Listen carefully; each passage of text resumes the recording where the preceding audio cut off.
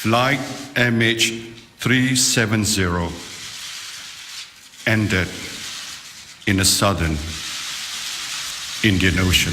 As every hour goes by, the search area gets bigger and bigger.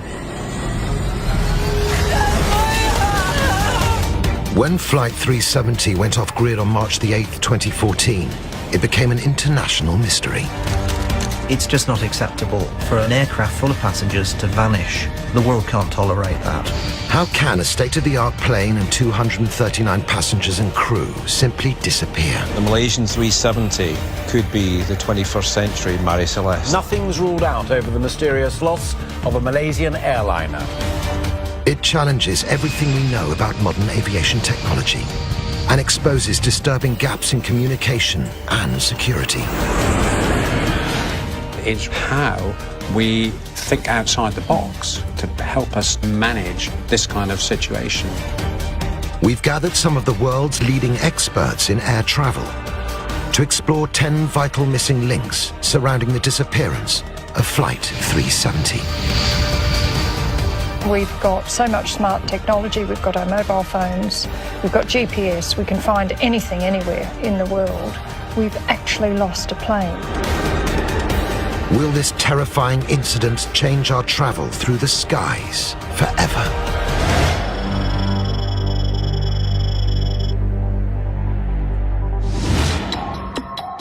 Kuala Lumpur International Airport. It's one of the biggest and busiest airports in Asia. Like many other aviation hubs around the world, hundreds of flights take off from here every day. On March the 7th, 2014, a few hours before its scheduled departure, 227 passengers are checking into Malaysia Flight 370. Flying overnight, they're due to arrive in Beijing at 6:30 a.m. The passengers first have to go through standard airport security. While their identification documents are checked and their luggage screened, the Boeing 777 is being prepared for departure. Reporting into work, the 12 crew members of Flight 370 are headed for the plane. They too have to clear security.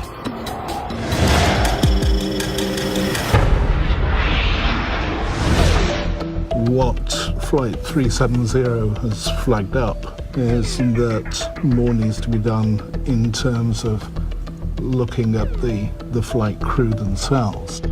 This security footage shows both Captain Zahari Ahmed Shah and his co-pilot Farik Abdul Hamid going through a scanner before getting on the plane. The easiest way to go through security in harm aviation is through the crew. Nobody checks the crew. In many countries, the only thorough background check pilots submit to is when signing up with an airline. But before a flight, they simply get waved through the scanner.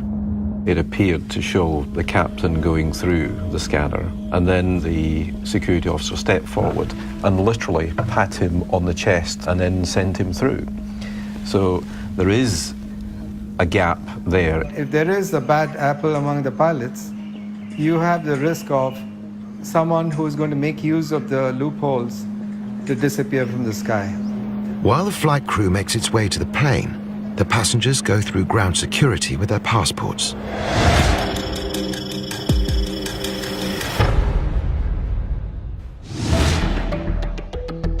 Two passengers about to get on Flight 370 are traveling on stolen passports, but they don't get picked up.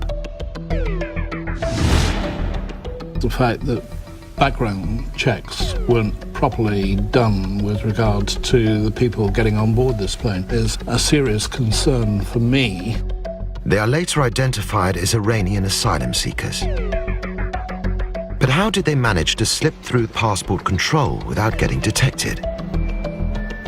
Interpol has a database with details of more than 40 million stolen or missing passports. All contributing states to Interpol, and there's about 160 of those, have access to the database. But unfortunately, it's not a compulsory issue that countries have to interrogate that database. In fact, most countries, including Malaysia, don't use it regularly to screen passengers. This alarming gap may raise the pressure to change international passport protocols. I think we'll find that Interpol's database will now be used a lot more frequently, but the cost and access means has to be easy. Passports cleared. Like passengers everywhere, those travelling on Flight 370 proceed to security checkpoints for screening. They're checked for explosives, weapons, and dangerous materials. We get our bags checked, we get checked going through scanners, but actually, does this indicate that there is a loophole somewhere?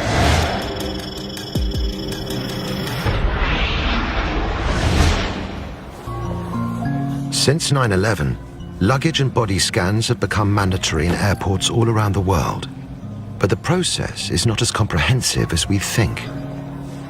Our carry-on bags don't always get enough attention.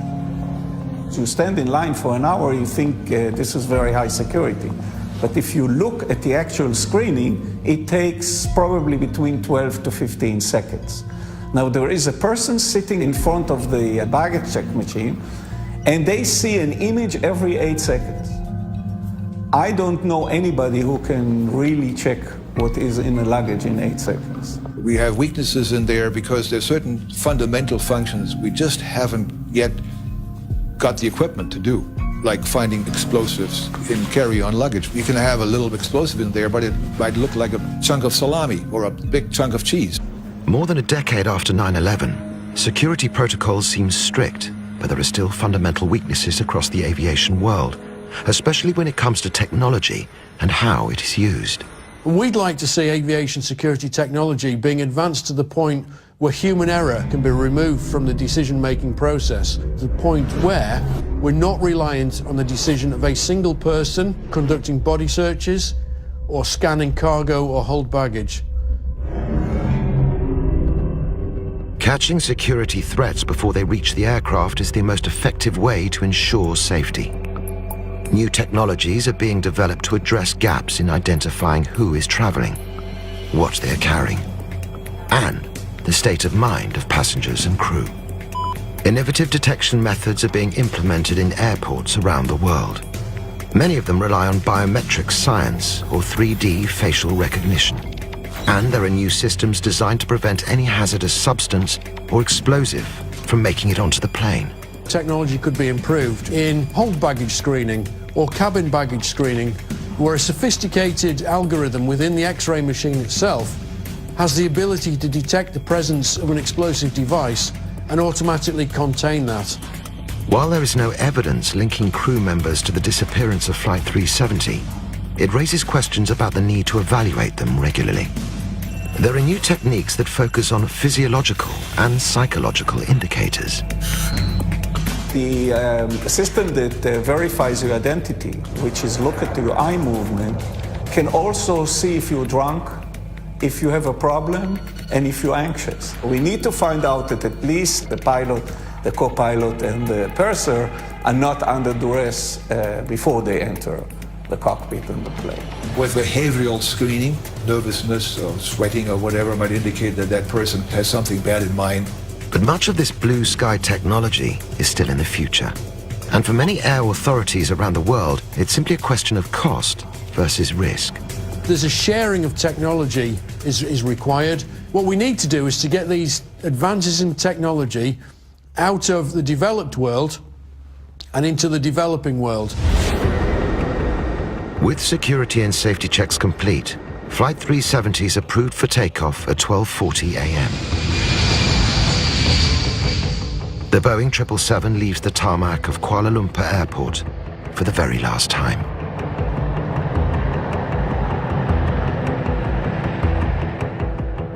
On its way to Beijing, Flight 370 will cross the airspace of neighboring Vietnam.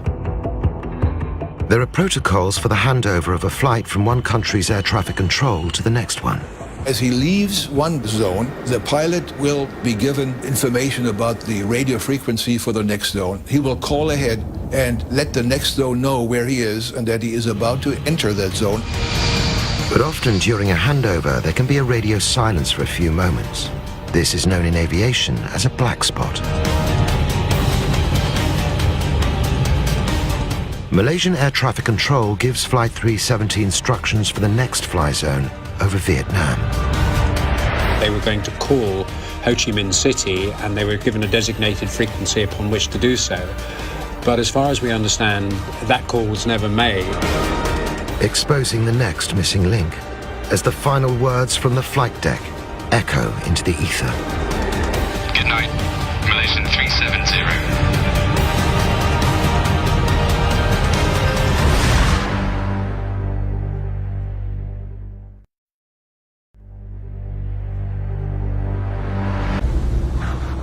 One hour into Flight 370's journey, it prepares to transfer from Malaysian to Vietnamese airspace.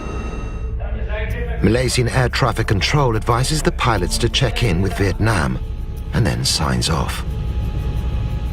Should have been a process whereby they say their goodnights to Malaysian Air Traffic Control, and virtually in the next breath, they'll say good morning to Vietnam. The instruction was given, it was acknowledged. Good night, Malaysian 370. And then silence. This incomplete air traffic control handover is the next missing link in the chain.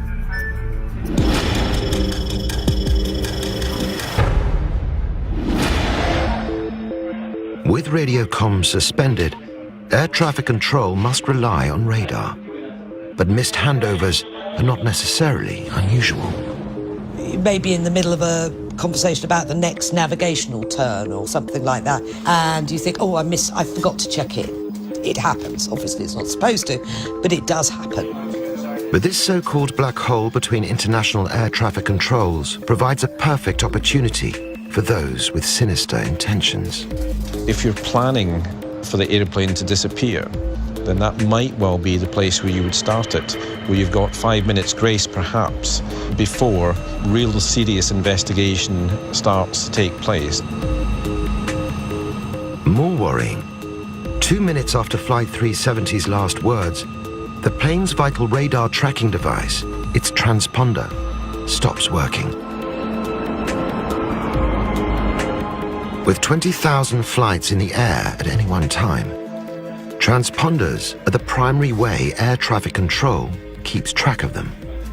A transponder is a device on the aircraft that sits there passively, but the moment it receives certain radar waves from a ground-based radar, it wakes up. The radar will transmit a question that basically says, "Who are you?"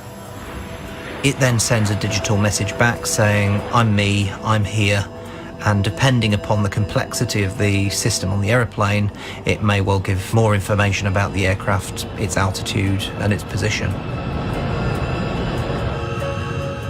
High above the South China Sea, there is radio silence from the aircraft and no blip from the transponder on the screens. Vietnamese air traffic control is expecting the plane's scheduled arrival in their airspace. But from 1:21 a.m. on, they can't see or hear Flight 370. For an airplane to disappear off of their radar screens and not be in communication is a very, very, very difficult thing for air traffic control to live with.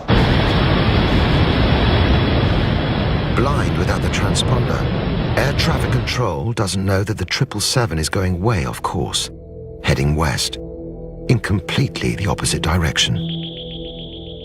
The rate of incidence of aircraft disappearing is really very low. But it has happened before, with devastating consequences in 9/11, when hijackers took control. The first thing they did was to make the aircraft go silent. They turned off the transponder and they cut off all radio transmissions. Nobody knew exactly where the airplanes were. The tragedy sparked a global change in protocol. When they started to realize what had happened, one of the steps at that point is to contact the security services. If I was flying over London airspace, and you know how many frequency changes you go through in a very short period of time. If you miss one, if nothing else happens, in 20 minutes you'll have 2 fighters on your wing. Is another dramatic shake-up of the air traffic control system urgently needed? Perhaps it's time to replace a human handover with an automated system. An automatic handover would actually be beneficial. But wherever you introduce automation, you introduce the potential risk. It's a toss-up between technology giving us some certainty and the human factors giving us much greater control in our perception, but also a failure point. But the transponder's not the only system that keeps the planes in contact with the ground. There's a second, the Aircraft Communication Addressing and Reporting System, or ACARS. Aircraft can automatically send back data about their performance to their manufacturers, such as engine performance, fuel consumption, perhaps even the speed of the aircraft. But crucially, on Flight 370, this satellite messaging system stopped transmitting at about the same time as the plane deviated off course, and the transponder stopped working. It's within the 10, maybe 15 minutes at the outside that we really need to understand precisely what was going on in the cockpit at the time. The fact that both the transponder and the ACARS messaging system shut down raises a crucial question. The transponder became inoperative. How did it become inoperative? It does appear that at some point, part of the ACARS system was disabled. That could have been either through an intentional disabling or through some sort of very specific system failure. The person best positioned to disable the system is the pilot. If the pilot needs to turn off the transponder, it's quite easy for him to do. It's located down here on the central console, and it's just a case of go to a single switch and turn that off. Another way to do that, or for example to turn the ACARS off, is to come up here to these circuit breakers and then you just pull the circuit breakers that apply and everything stops working. There are legitimate reasons why a pilot would turn a transponder off. I've had to turn a transponder off in flight once. In my case, it was because I had an electrical failure. I can't imagine a situation where you would turn a transponder off and not tell air traffic control that that's what you were doing. Whether accidental or deliberate, should pilots have the option to switch it off without consent from the ground? We have to recognize the captain of an airplane is and must be in full control of everything on the aircraft, including having to turn off all electrical systems other than the ones he absolutely needs for flight control in order to cope with, for example, fires. The idea that you could be overridden from the ground, I find actually quite terrifying. How can the ground make the decisions you make in the air?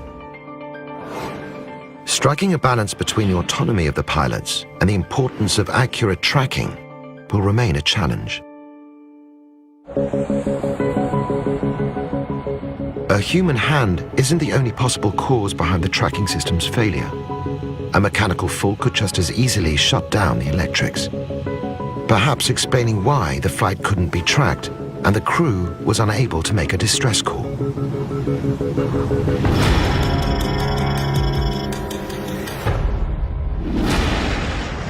The Boeing 777 has been flying for 20 years and has one of the best safety records of any commercial aircraft. The 777's a very safe aircraft. There are over 1,000 of them in service, and their accident rate is particularly low. But mechanical failure isn't unknown. In 2008, frozen fuel caused a 777 to crash land at London's Heathrow. Mayday, speedbird, 95. But a more likely scenario for a mechanical failure on board Flight 370 is a cockpit fire, like the one on Egypt Air 667. A short circuit in the electrics ignited the oxygen line into the cockpit. Within 30 seconds, the fire had burned a suitcase-sized hole in the fuselage. If a mechanical fault is to blame, it could explain why Flight 370 unexpectedly turned west. Any sort of smoke, fire, anything like that, your first move is to land as soon as possible. if something similar happened to Flights 370. That explains the term. Aviate, navigate, communicate. It's not desperately surprising that they didn't manage to get out an emergency message, because had it been some sort of bad cockpit fire, you're talking 20 to 30 seconds. It's not a lot of time. But there is no attempted landing. Flight 370 flies on in the wrong direction, heading out to sea. However, onboard tracking and comms were disabled. One vital communication link kept going: the pings or handshakes from the satellite antenna. Pings were an automated response from the aircraft saying, yes, I'm still here. Crucially, the pings keep transmitting for 6 hours after the plane has veered off course. This development will prove vital in the search for Flight 370.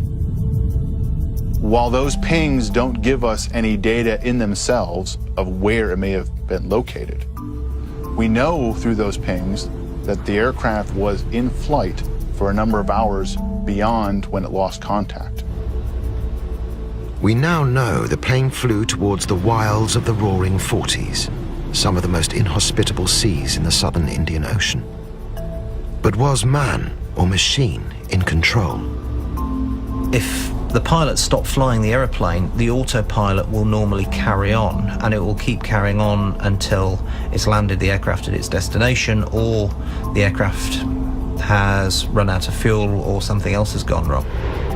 Like a ghost plane, was autopilot taking Flight 370 to its final resting place, leaving the world to wonder where it had gone.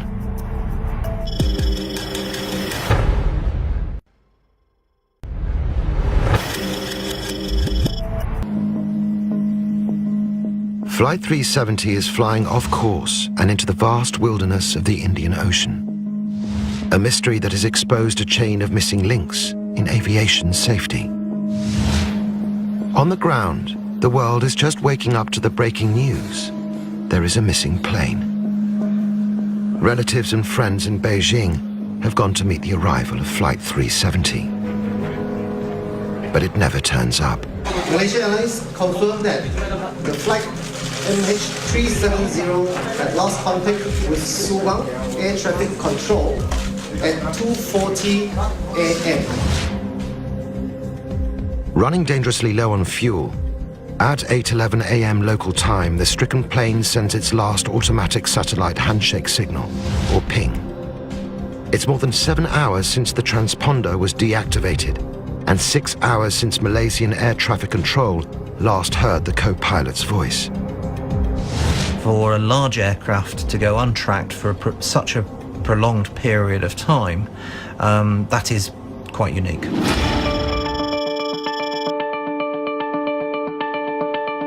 It's incredible that when we've got so much smart technology, we've got our mobile phones, we've got GPS, we can find anything anywhere in the world, we've actually lost a plane with all those souls on board. So how do you find a missing plane? The first method is by tracking from the ground using radar.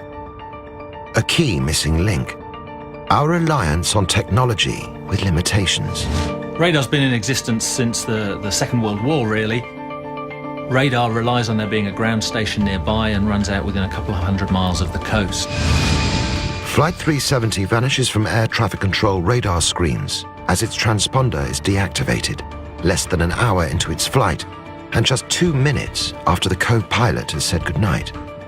The military, who use primary radar that doesn't rely on a transponder, are still able to track the plane.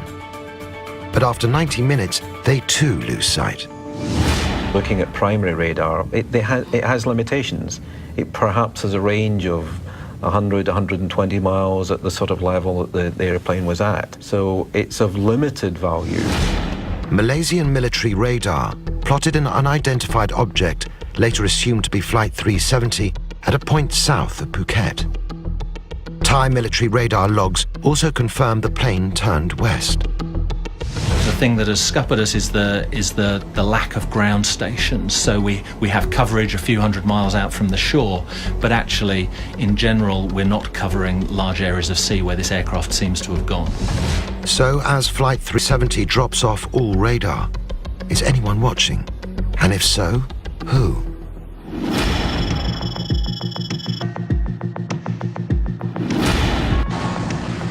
There are more than 1,000 satellites orbiting the Earth. The military and commercial companies have spent trillions on satellite technology. Imaging satellites are able to focus down from hundreds of kilometers to see objects just half a meter in length. Surely the missing aircraft must have been spotted. The vast majority of imagery satellites are in low Earth orbit only a few hundred kilometers up, and they're moving very fast. So taking an image from a satellite of something on the surface of the Earth is like driving a car down the street, looking through a pair of binoculars and trying to read all the house numbers as you go by. Leading nations like China, Russia, and the US may have been unwilling to come forward with any covert satellite data, as it would reveal their military capabilities. One interesting question is, at what phase in the search were some of these military and national security capabilities brought to bear on the problem? If satellite capabilities are tasked to help search for Flight 370, that may mean those capabilities are not available for other high-priority national security taskings, such as keeping tabs on North Korea or other potential bad actors. Malaysia has asked other countries to share potentially sensitive radar and satellite data. The US military does have some satellites that are dedicated towards missile warning, but those satellites work off of heat signatures, and an aircraft in flight is not generating a heat signature. If there had been a large explosion, then these satellites would have likely picked it up. But US officials have said that these systems did not discover anything that would signify anything like a large explosion, which leads to the mystery of what might have happened. The military may be helping behind the scenes more than we know, but the issue of national security is always going to leave gaps in the intelligence that is handed over.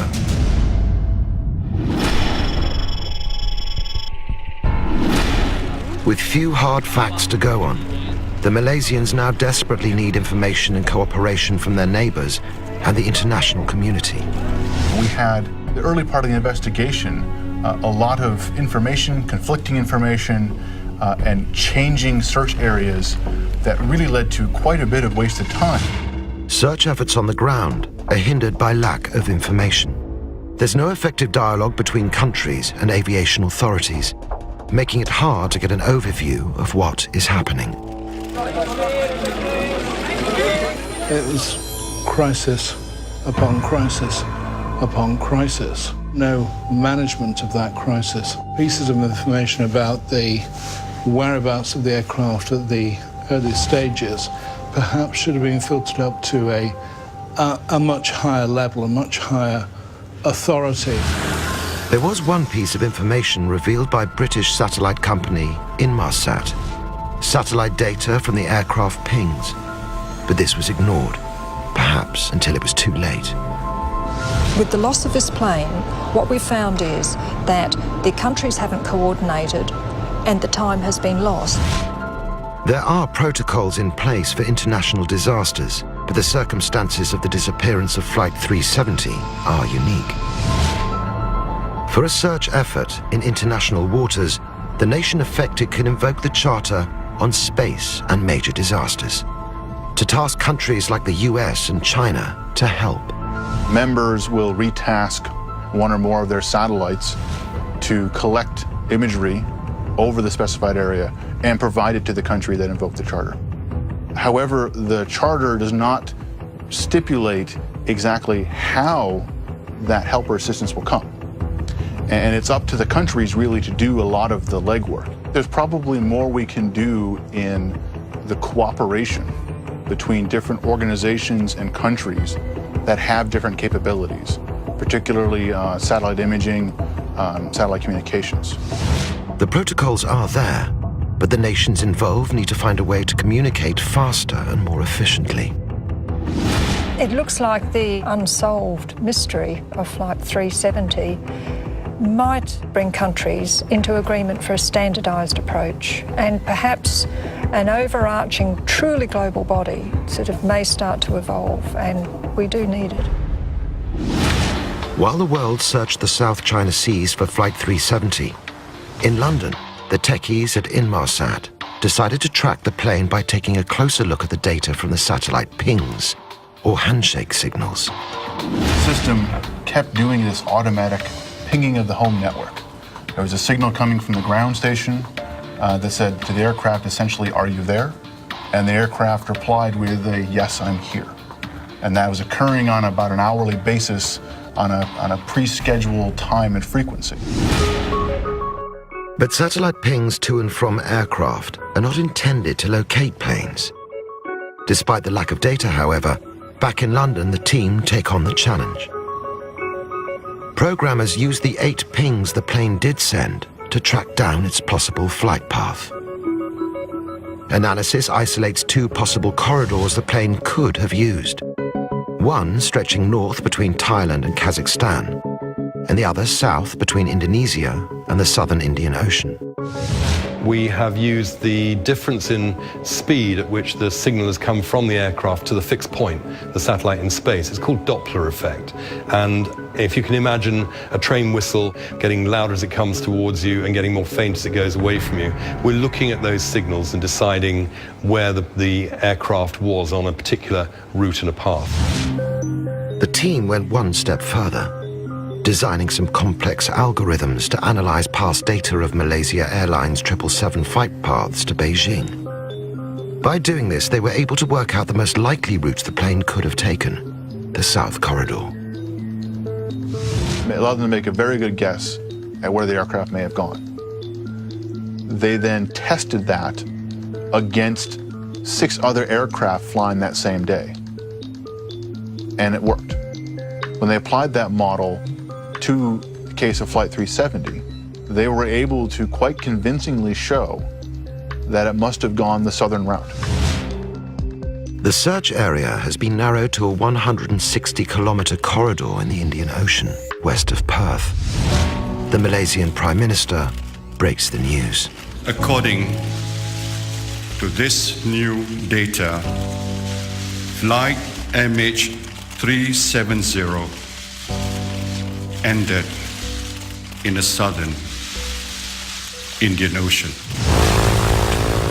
Investigators now know the most likely spot the plane went down, and the multinational search and rescue operation is underway.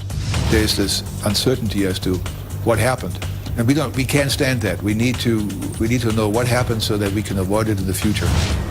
But there is a vital piece of evidence they still need to find. The flight data recorder and cockpit voice recorder, the black boxes. Those 2 units should survive a considerable impact, and they can certainly survive being submerged in water. And if investigators do find the black boxes, curiously they could prove to be the most challenging missing link of them all.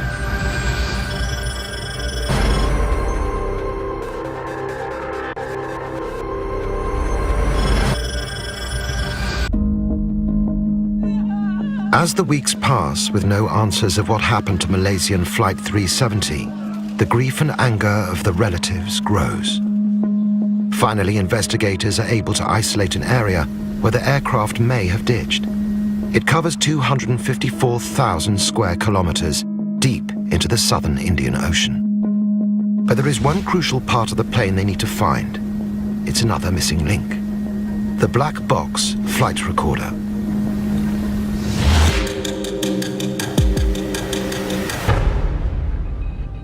Once we've identified a wreckage field, we have to find black boxes, the 2 recording devices, and the question is, what can that tell us?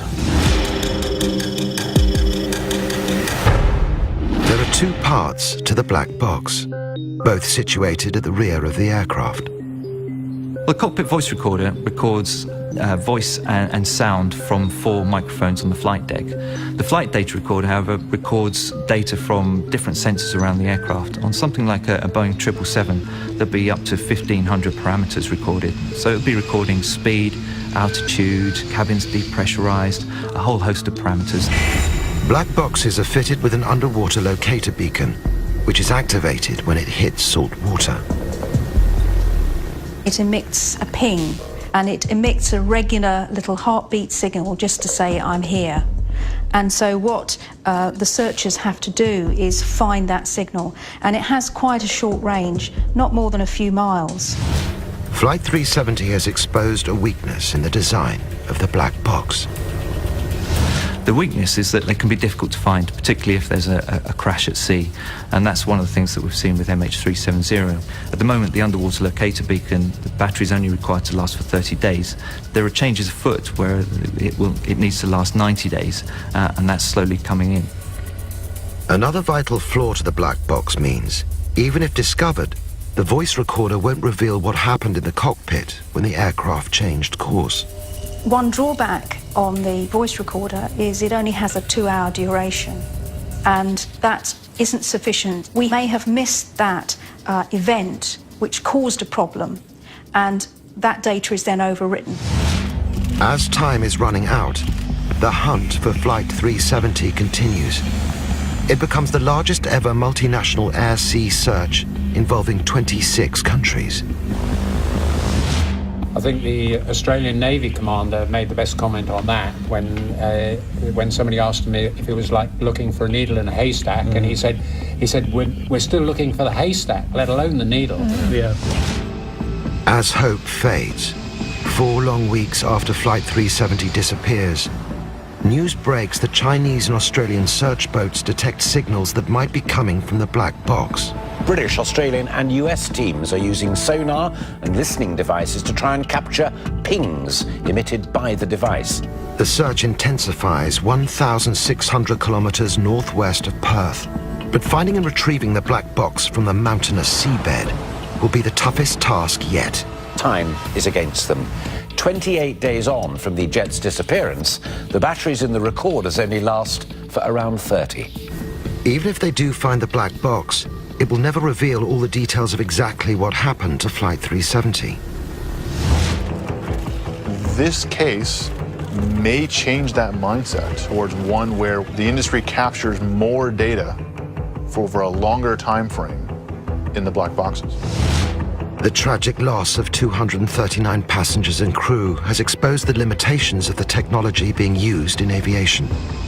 In a world where we can live stream to smartphones with more storage capacity than the black box, is it time for this technology to be applied in aircraft?